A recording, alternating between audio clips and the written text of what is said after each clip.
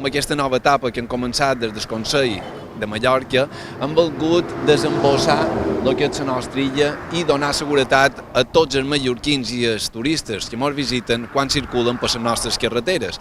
I una de les iniciatives que duim a terme durant aquests primers mesos de feina en el Consell de Mallorca és el pla de millora d'accessos a la capital, perquè sabeu que pràcticament més del 90% dels accidents i dels embossos que se produeixen a l'illa de Mallorca s'aglutinen o se concentren a Palma i l'àrea metropolitana. Per tant, avui hem volgut venir aquí a veure de manera in situ aquestes obres de millora d'un punt negre de les nostres carreteres que provocava accidents i que provocava també embossos i retencions. És una obra que va més o manco damunt 700 metres de llargària amb un pressupost de 327.000 euros que previsiblement s'acabarà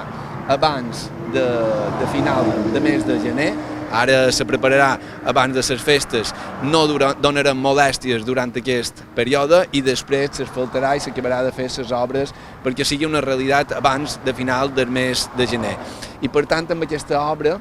escoltam una reivindicació del sector de transports, escoltam en els nostres tècnics i en els enginyers que havien detectat que en aquest punt hi havia una problemàtica greu i continuam amb aquest pla ambiciós de millora dels accessos a Palma. Per tant, el nostre compromís era de donar seguretat, de donar agilitat a l'hora de circular per les nostres carreteres i estem actuant en conseqüència.